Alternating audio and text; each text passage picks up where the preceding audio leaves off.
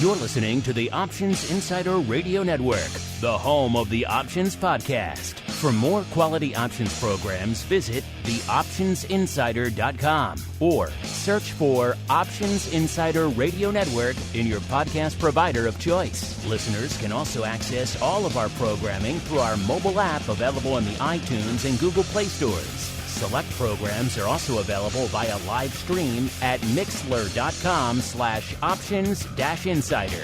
That's mixlr.com/options-insider. Don't forget to follow along with your favorite programs and submit your own questions for the hosts at twitter.com/options, stocktwits.com/options, facebook.com/theoptionsinsider, or via questions at theoptionsinsider.com.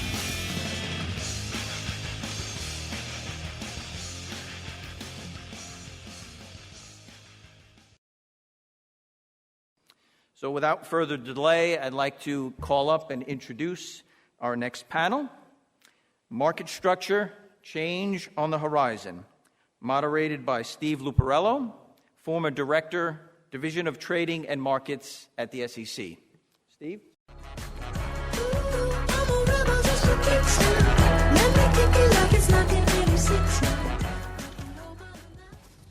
So a couple of things before we start. I've never had walk-up music before, and I really kind of like it, so I think we should insist on that from now on.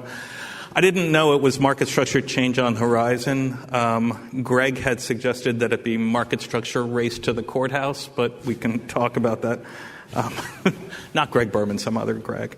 Let me quickly, since we only have 45 minutes, let me very quickly introduce my fellow panelists. We are going to talk about market structure, particularly the SEC proposals that have come down the pike in the last few months.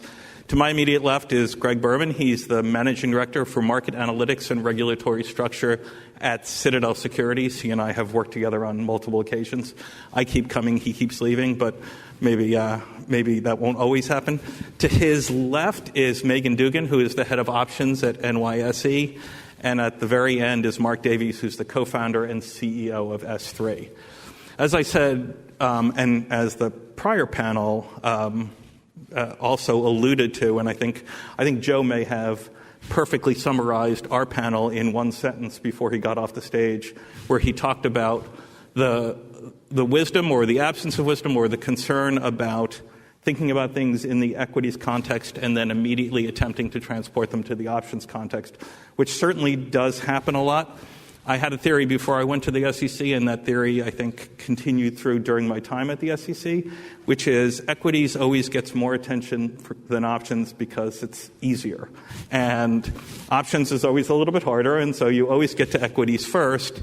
And then if pressed, you think, well, it seems pretty reasonable on the equity side. Let's see how it works on the option side. And we'll talk about the four major equities regulatory proposals, very brief descriptions, what we think about them, what we think their likelihood of getting across the finish line are. But then it's already been floated by at least one commissioner, if not others, that if this proves to be successful on the equity side, and I'm not sure successful is defined as anything other than getting adopted, maybe we should look at transporting these proposals, three of the four, also to the options market, one best execution going there naturally. So with that, I'm going to go one by one and ask maybe Meaghan to start by giving a brief description of the order competition rule. Sure. Hello, everybody. I just want to make sure this is on. Great. So, right, I think we're going to be looking at this, or at least from my seat, as an options person and an options market maker, an order flow provider previously, and now an exchange operator, a lot of these things from a view from an options perspective. So broadly from the SEC side, for the order competition rule, it is essentially bringing the retail equity marketable orders into a competitive state on an open exchange platform.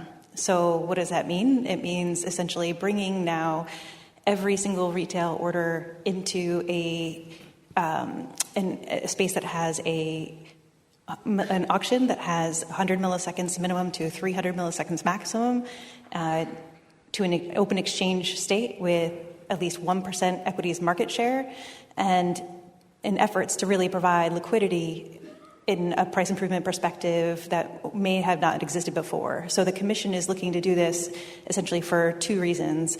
One, essentially to provide additional lower fees as it relates to a price improvement on the order itself, as well as two, the ability to find additional market providers or market maker providers on the other side that can also provide competition on the order. So overall, this is supposed to be an area to provide liquidity, more liquidity to retail equity marketable orders. But there's a lot of moving parts with this I'm sure we'll dive into deeper, but essentially at an overview perspective, essentially that is the construct. Great, thanks. Mark, especially given your role with S3 and the necessity of data and all these things, give us a brief description of the proposed changes to Rule 605. So you're probably already very familiar with 605. You either produce one now or you analyze them. Rule 605 has been dated for quite a long time. It originally came into being in 2000. And since at least 2010, various parties in the industry have been trying to update it. The SEC is finally doing something about that. Basically, the sort of crux of what they're doing is increasing the client base, maybe that's from a vendor perspective, increasing the number of firms required to produce a 605. So that's going to include any retail firms that have over 100,000 accounts. They're going to include a summary report, which at this point in time has 7 distinct numbers on it, and it's produced by everybody. And it's going to improve the data quality of the information being presented. So today, for example, there are time buckets, and the smallest one is 0 to 9 seconds. And of course, in today's day and age, that's absurd, right? 0 to 9 seconds is an eternity. So there's a number of other specific statistics, but at the heart of it, it comes down to those sort of 3 concepts: is improving the quality, increasing the firms that need to produce it, and adding summary concepts so that it can be consumed by other than those in the industry. Great, thanks. And Gregg, you get double duty, both tick size increments and best execution. Thanks, Steve. This is probably the hardest panel I've ever been on because Steve has asked me to provide an overview of 2 rules without giving any commentary until the second part of the panel. You'll find in your seats there are seat belts because this gets a little bumpy. So let's cover first the tick sizes. So today in equities, as long as you're priced above $1, as you may know, tick size, the minimum tick increment for quoting, is 1 penny. It's 1 penny across the board. Doesn't matter if the stock is $3, $12, doesn't matter what the spread is. And people have talked about that maybe one size fits all is not the best thing. So the SEC has now proposed the following. If the quoted spread averaged across time on a time-weighted basis on the last month of each quarter, then is greater than 4 cents, then in the subsequent quarter, I told you have to have seatbelts, then in the subsequent quarter, you leave it alone. So you're 4 cents as the spread, you leave it alone going forward, you're still at a penny.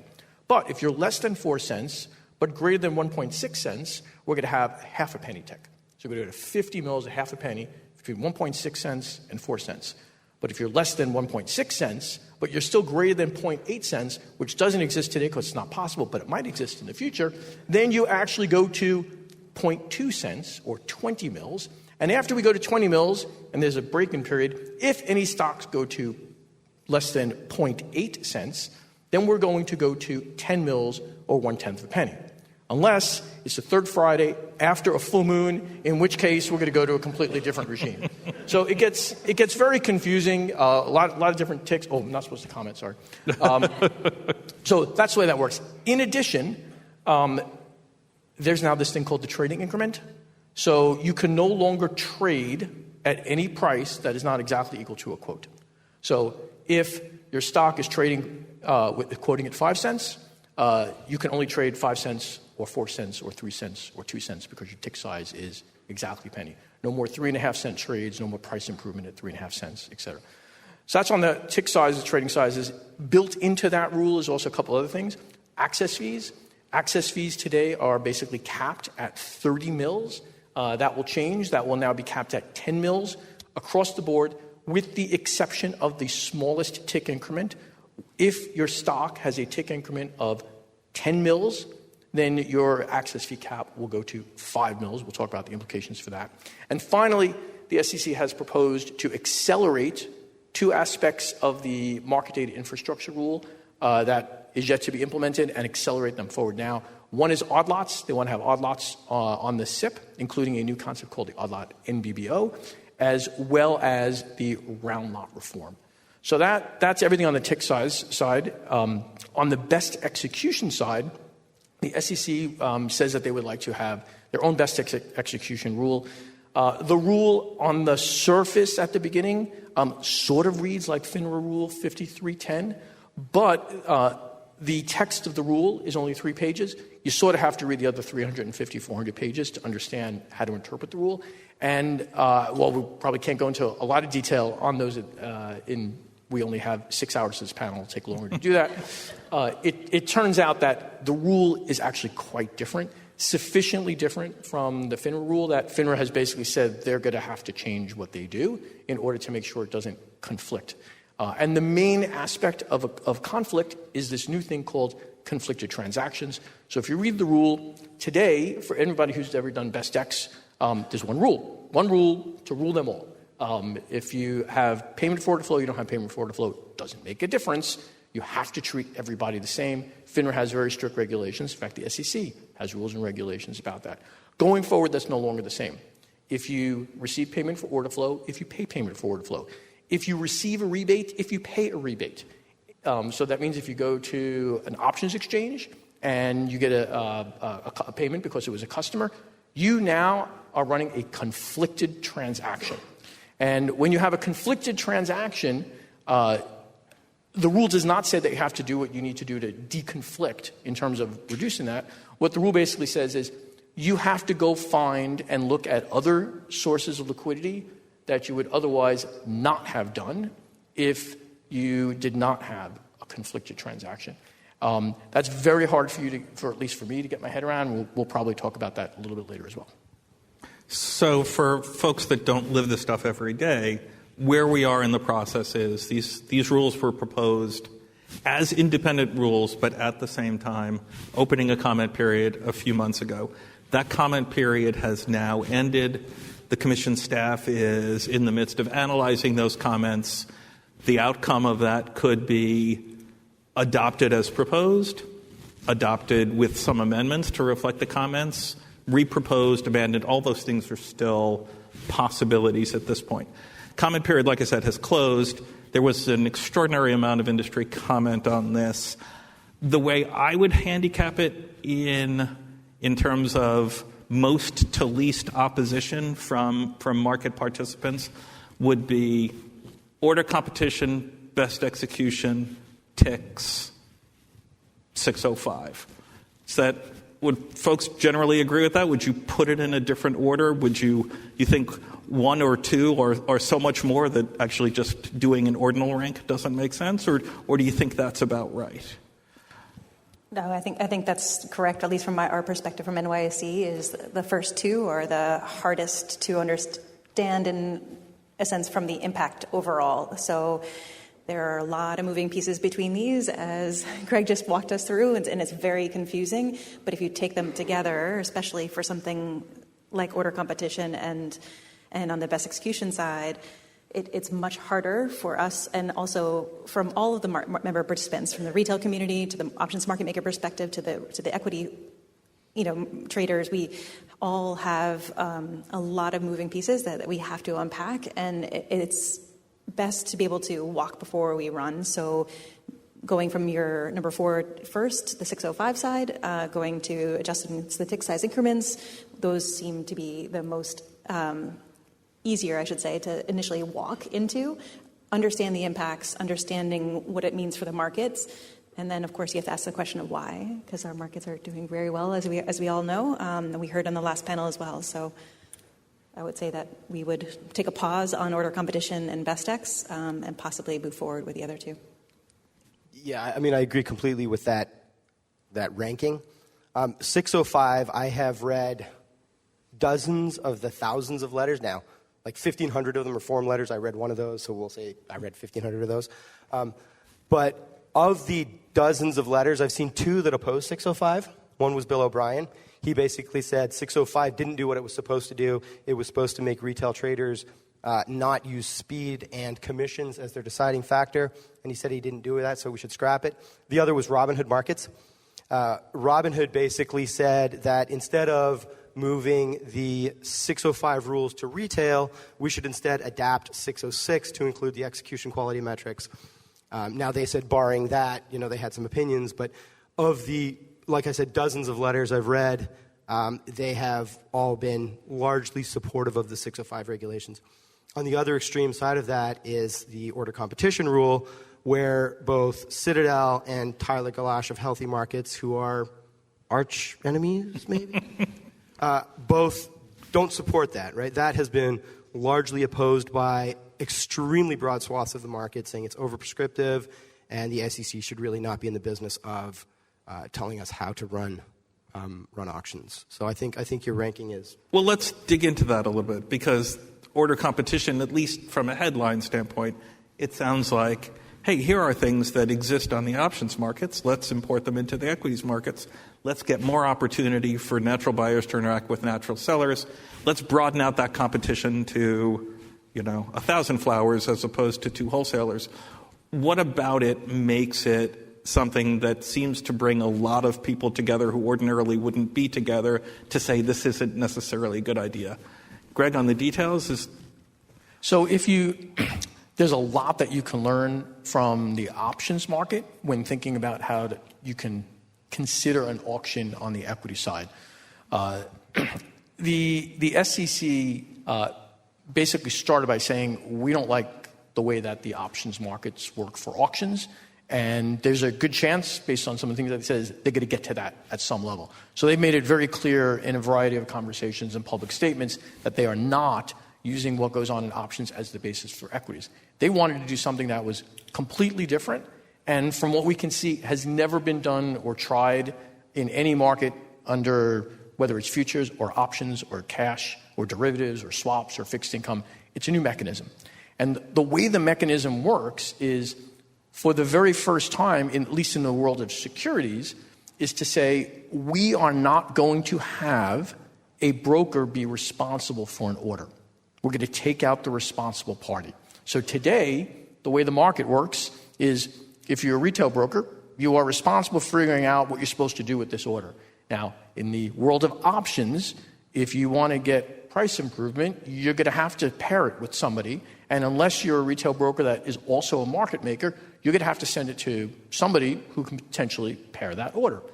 The person who you send it to is responsible for the entire order. They have the order. They're responsible for figuring out what to do with this. It may result in price improvement. It may result in actually going to an auction. But that party has best execution responsibility. And if they go to an auction, as all of you know for single-leg stocks, it's backstopped. It's paired. Guaranteed that you are going to get filled, and you are guaranteed that it is not going to be worse than the NBBO. And if anybody else out there thinks that they can give a better price, they'll give it a better price, and the retail investor gets all the benefit of that better price. But the order never leaves the hand of a broker-dealer to make sure that it's being handled. In the new rule that the SEC proposed, they didn't want that. So instead, the rule is that you're going to go to an equity auction without the benefit of any backstopping. The order just goes into the auction, and it is announced on the public tape with, most likely, the name of the broker-dealer of the originating customer. So if you're an originating customer, you're going to see the name go up there. It's going to be broadcast. It's going to sit out there for, as Meaghan said, between 100 and 300 milliseconds. And then you're going to see what happens.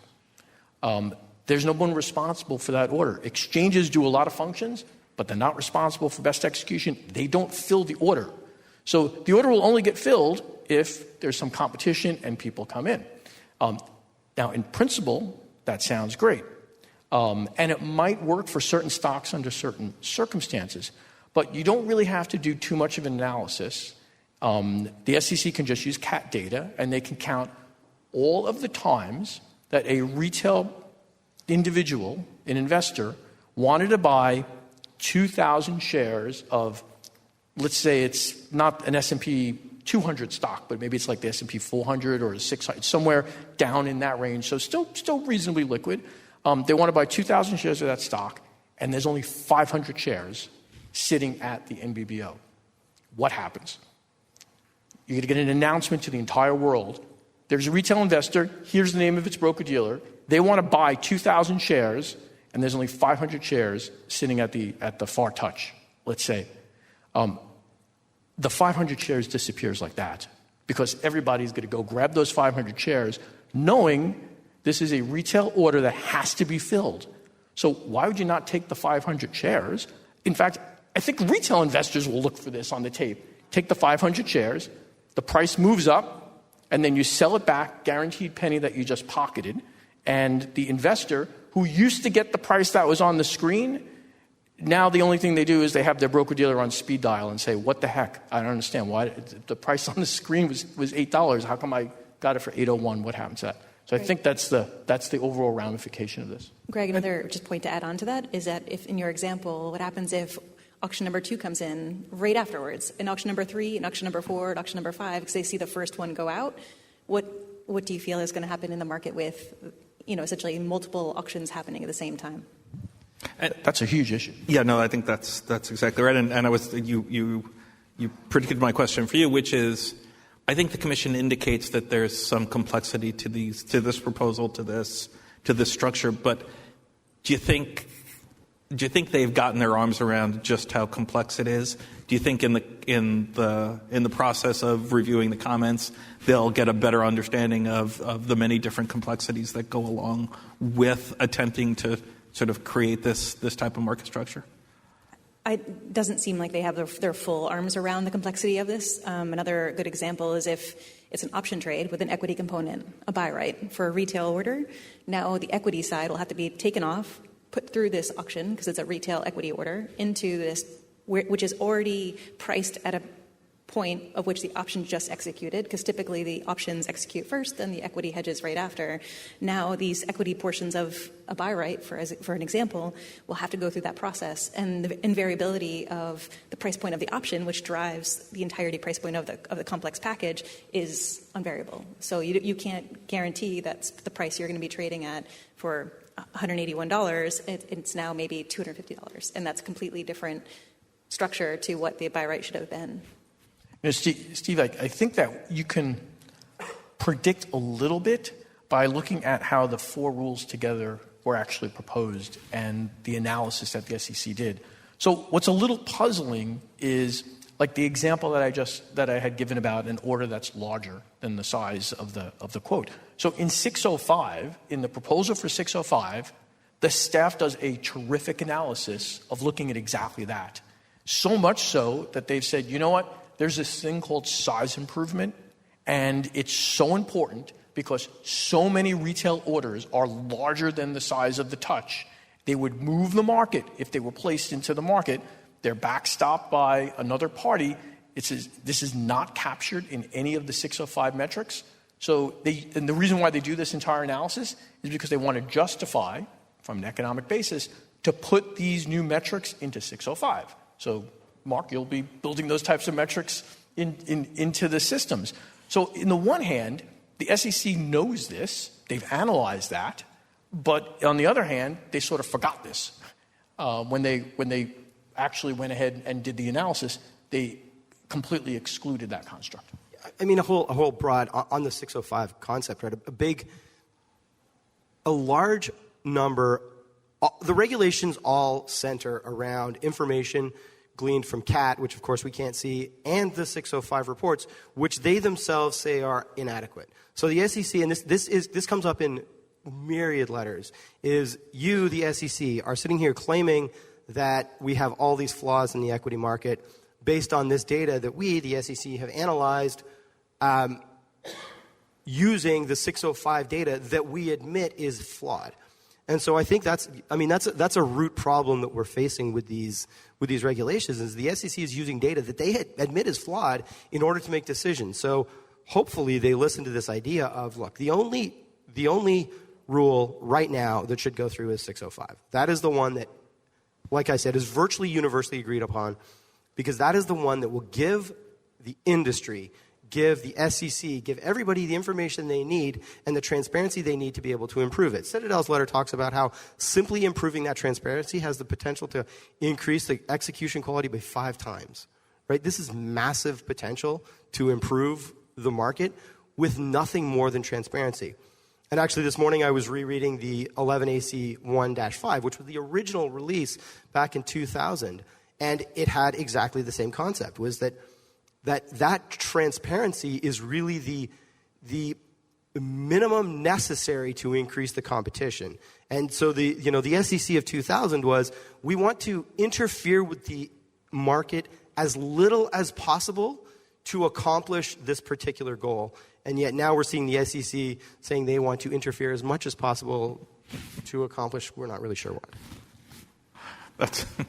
That's a good summary. I think as I thought about the order of things, right, that I think that, is it accurate to say that generally folks think order competition is not a viable idea, that best X is a little bit in the middle, and then tick size and 605, and especially 605, are sort of good ideas, good things to tackle. Maybe there are improvements, maybe there's simplicity, maybe on the tick size side, maybe there's opportunities missed on the 605 side, but generally those things are workable and can be improved. Do you think that's fair, that instead of 1, 2, 3, and 4, there are 2 that are workable, 1 that people think is probably not workable but maybe on the fence, and 1 that they just think is unworkable?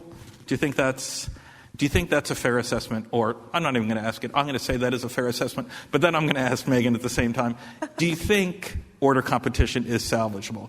And think about it entirely from the vantage point of where you are, right? Again, if you look at it from a headline standpoint, it's about moving flow from off-exchange to on-exchange. Is there something in there? Is there a core idea in there that if you tweaked or made it a little bit more permissive or a little bit more flexible or did anything like that or created more obligations as these things get handed off, that it really is a viable governmental action? I think you have to go back to, and last week I should point out that Gregg and many of the people here were at the SIPA roundtable where a lot of this was discussed in detail, which was phenomenal to listen into and go through this process, because it's great to hear where everybody's looking at these proposals from the industry. But I think I'm going to quote Sapna here in the back. I think one of the things she mentioned was, many of these things are interconnected, but you also have to look at why, state the problem that you're looking to solve for, find a solution, and then figure out how best to set what you want to be getting out of that, what you want to be getting out of that solution.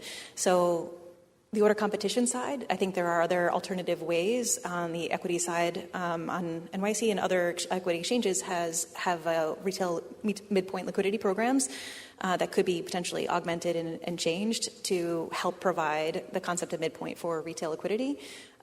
That's done on exchange if that's what is important from the commission side, but I think it goes back to what problem are they looking to overall solve. Otherwise, I would say that there's really no other middle ground available. Yeah, and I think that's a very important articulation, right? And having been there, right, the government should only act when it can clearly identify a problem it needs to solve. I think it is tempted to articulate what that problem is in the order competition rule.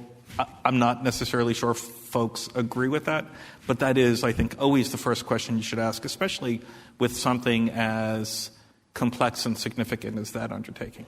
Well, if you look at the traditional SEC rulemaking, I think, Mark, you had, summarized sort of the history of how they think about things very well. On the one hand, there's a lot of SEC rules that says, you shall not do this. You shall not trade through the quote. You shall not front-run your customer orders. So there's a lot of do nots. Then there's some do's. You must. And those musts are almost exclusively around transparency, providing information to your clients, to your customers, to providing public information if you're a public company, et cetera.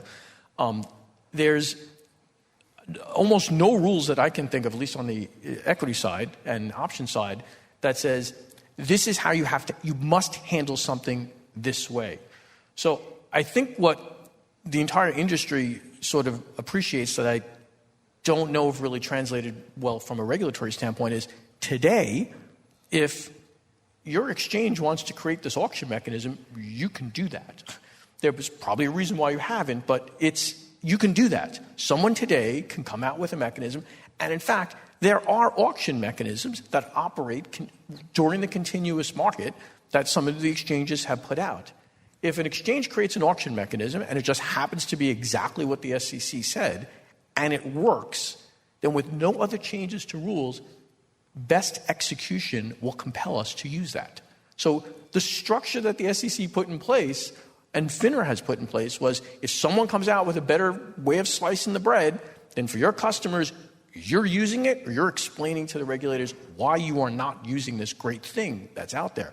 What we've never seen is a regulator to say, we don't know what this thing is going to do. We have no analysis to say that it's going to be better or worse. No one has ever done this before, but everybody must use it.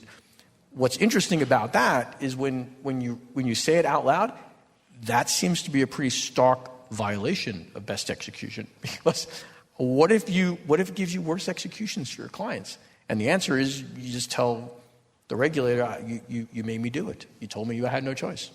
Yeah, I think the key there is the forcing versus allowing or providing the tools that allow the exchanges to compete, right? Because the situation today is that wholesalers are, retail firms route their order flow to wholesalers, right? That's a reality. And in some cases, those wholesalers may route to exchanges, they may not. Now, because of the tick rules, they are not able to quote in anything less than full cents. And the wholesalers are able to trade in smaller than full cents and therefore effectively trade before the exchange sees it. And so providing tools that allow the exchanges to be competitive is a reasonable goal of the SEC. Providing a mandate that everybody must use a facility that hasn't been vetted by literally anybody is a complete departure from the SEC that we've seen ever, as far as I can tell. So, segueing to Best X, and SEC Best X rule, which let's define for the sake of this argument as SEC Best X rule that is not redundant of FINRA rule, but is in fact additional. Reasonable idea that needs tweaks, or an idea that needs to be completely rethought? So I'm going to come back to something that you had said before around like the ranking the rules and in terms of potential adoptability. So as Meaghan mentioned, last week SIFMA had a round table, and there was consensus from exchanges, wholesalers, retailers, academics, market makers, pretty much across the board on just about everything except for one thing. Two people, not me, two other people got into a debate about is the Best X rule the worst thing that the SEC has ever done, or is the order competition rule? And you can watch that. It was actually a funny debate. The Best X rule is very difficult to see how, given the current structure, it's salvageable because it is extremely prescriptive. So one of the actions, so the foundation of the rule is that you have this thing called conflicted transactions. If you don't have a conflicted transaction, so what is a transaction that's not conflicted? It's a transaction that there's no payment for order flow, there's no rebates, there's no principal filling by a broker-dealer, you just get handed as an agent. That's not conflicted. You're supposed to go do your normal Best X, which is you look around all the venues and you figure out what's best for the client, what gives you the best price for the client. If you're a conflicted transaction, maybe you accept payment for order flow, maybe you pay order flow, maybe you principally fill. For whatever reason, if you're conflicted, the rule says you have to go look at venues that you otherwise would not have had to look at if not for the payment for order flow. For the life of me, I cannot figure out why in the world you would have a rule that said, if you're one type of a customer, a retail customer, and your broker-dealer does not accept payment for order flow, then whoever is dealing with your order only has to look at certain venues for best X. But if you do, you're going to have to look at other venues. So there's only three possibilities. One possibility is that the SEC is right and that looking at those additional venues is a really good idea, in which case, why in the world would you not do it for the other customers? Because then I'm going to tell my broker-dealer to please accept payment for order flow, because apparently I get a better deal because of best X. So that's one possibility, in which case it makes no sense. The other possibility is that going to those other venues that the SEC is demanding gains you absolutely nothing. Because if you did, you would use it for the other folks. And so if it gains you absolutely nothing, except it harms the client because it takes longer to process the order, et cetera. So that one makes no sense. And the third possibility is that it's equal, that it doesn't matter which one, in which case there's no purpose to the rule. So it's very hard to see how the SEC can rectify that without simply saying, we want to have our own rule at the SEC and literally just photocopy the FINRA rule, which is what we all used to do. And one thing just to jump in, I think the other area too is, so since FINRA has the current Best X rule, we should always look to modernize and help improve our quality of our markets. So the other thought process is maybe we can work with FINRA to be able to establish maybe more enhanced Best X practices under the current FINRA rule and to improve upon, right? That doesn't seem like that was even an area of scope from the commission side. Instead, they're putting this in addition to, and if whichever one is more restrictive, you have to go to whichever one that would be, most likely the SEC side of the rule. So the SEC does have a justification for the rule. It's hard to find, but they actually do talk about this because they do not note a failure. They don't say that there's a problem with the FINRA rule, and I think a lot of feedback has been, look, if there's problems with FINRA rules, you should go talk to FINRA, and we can collectively figure out what the problems with those rules are, exactly what you said. So then what's the justification? The SEC says the justification for the rule is that they do not have a good handle on the policies and procedures that broker-dealers are doing today for best execution. I don't know how to interpret that. So if that's true and you don't have a good handle on it, I'm not quite sure how you're passing the rule. I would hate to think that it's true because I think everybody here has been examined to 9 ways about how you do things, how you handle orders, et cetera. So the idea of saying that we need to have a rule at the SEC because we don't have a good handle on what broker-dealers does seems a little puzzling to me. Although, I mean, it's hard to argue, and I think this is what sort of struck me on December 14th, was, right, Gary Gensler came on and he said, look, it blew my mind that the SEC does not have their own best execution rule. And from a reasonable person, an average person, to think the primary regulator of the industry does not have a mandate of best execution, it's hard to argue against that, right? Like, at the root of it, it's hard to be like, no, the SEC should not have a best X rule. And, fundamentally, I think that is absolutely the messaging that Gary Gensler has been trying for, right? He put out cute little Twitter videos, be like, hey, we don't have one. Office hours with Gary Gensler.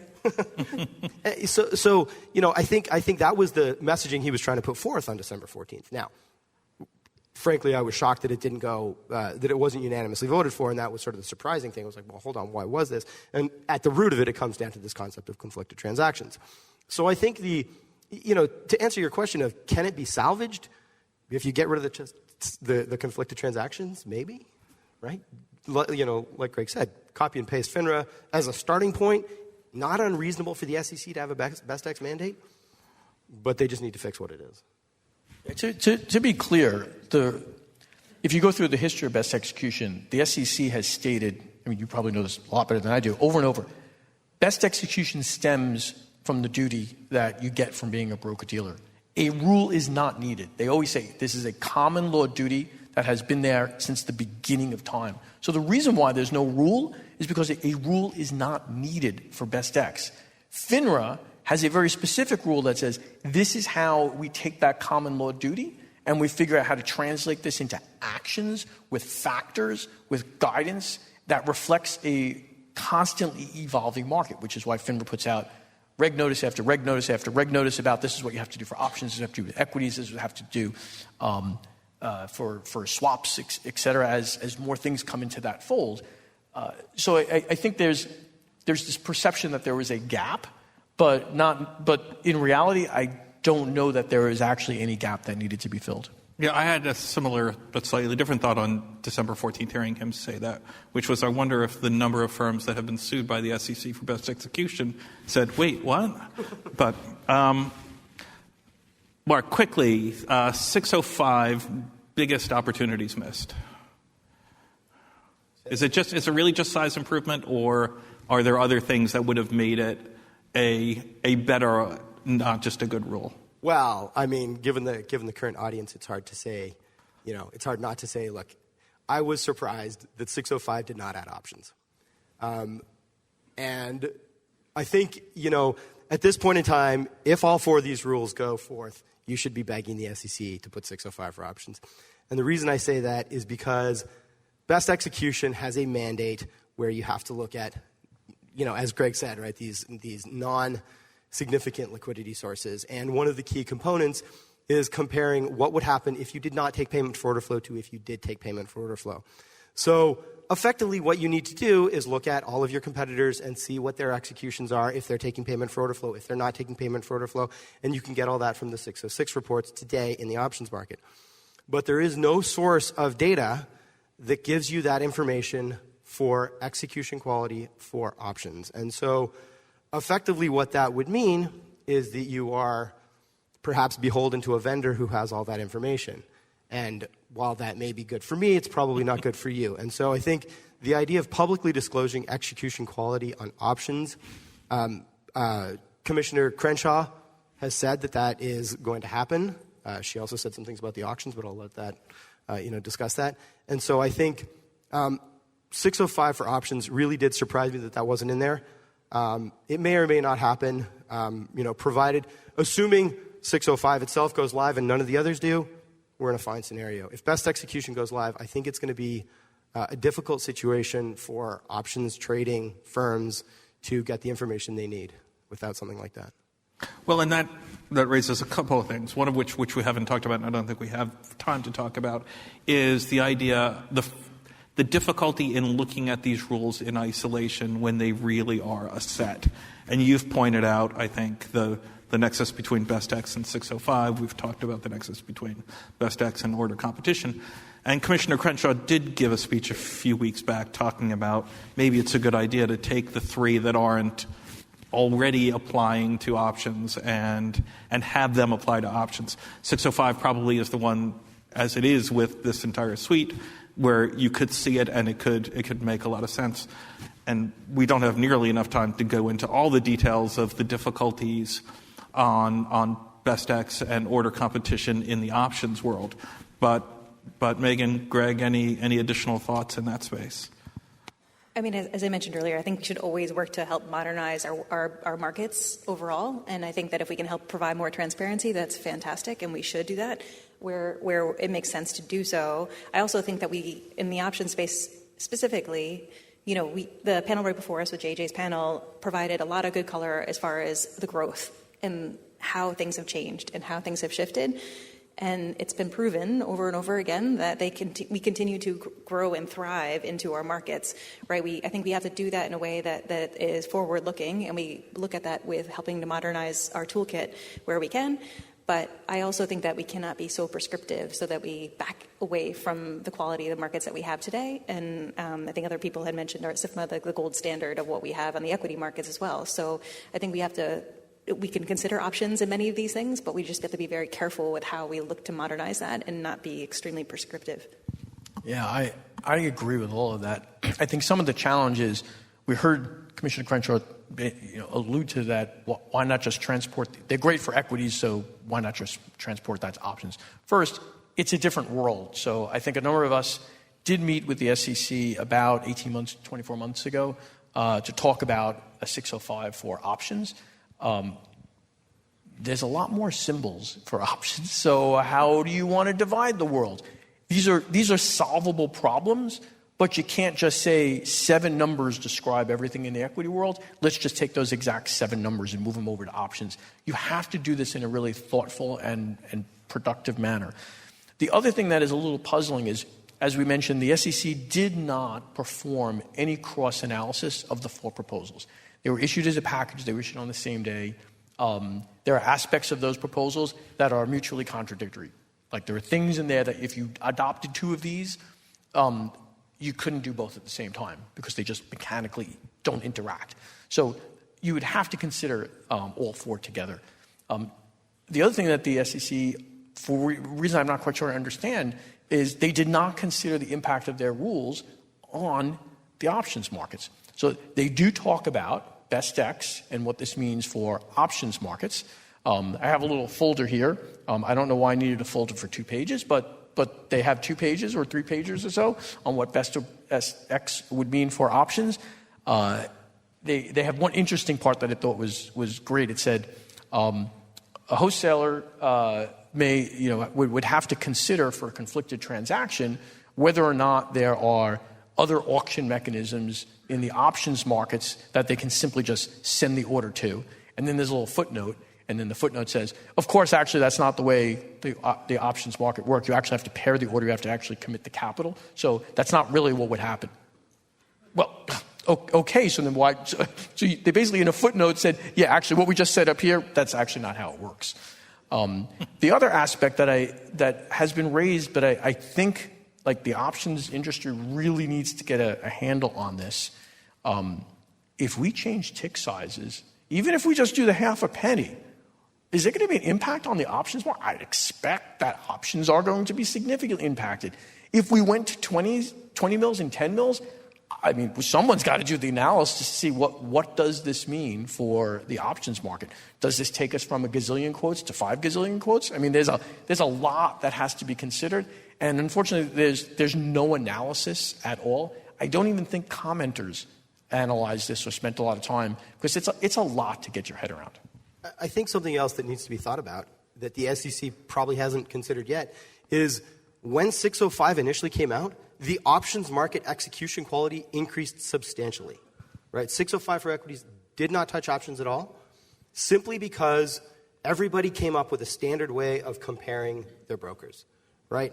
Every retail broker out here compares all of their options brokers using effective overquoted and statistics that were originally out for 605. So to ignore that possibility today would be short-sighted of the SEC.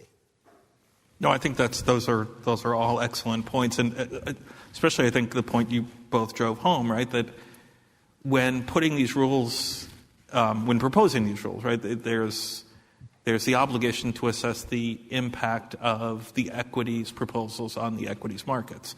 Transporting to options, it would be an obligation to make sure the options rules have an impact on the options markets. But missed in all of this, and I think something that's really, really fertile, and it's not just order competition or ticks, it's best execution as well, is the impact of the equities proposals on the options markets. And I think that's something where there's just so much that got thrown at people in such a short period of time. It's understandable that certain key themes got missed, but to me, I think that's a huge one. Unfortunately, we've run out of time. I don't know if I was supposed to take questions or anything like that, or I should just let people go on to cocktail parties. It's always good to be the panel right before cocktail parties. I'd really like to thank our panelists. You guys did a wonderful job. I didn't have to do anything, so thanks very much. You're listening to the Options Insider Radio Network, the home of the Options Podcast. For more quality options programs, visit theoptionsinsider.com or search for Options Insider Radio Network in your podcast provider of choice. Listeners can also access all of our programming through our mobile app available in the iTunes and Google Play stores. Select programs are also available via live stream at mixlr.com/options-insider. That's mixlr.com/options-insider. Don't forget to follow along with your favorite programs and submit your own questions for the hosts at twitter.com/options, stocktwits.com/options, facebook.com/theoptionsinsider, or via questions@theoptionsinsider.com.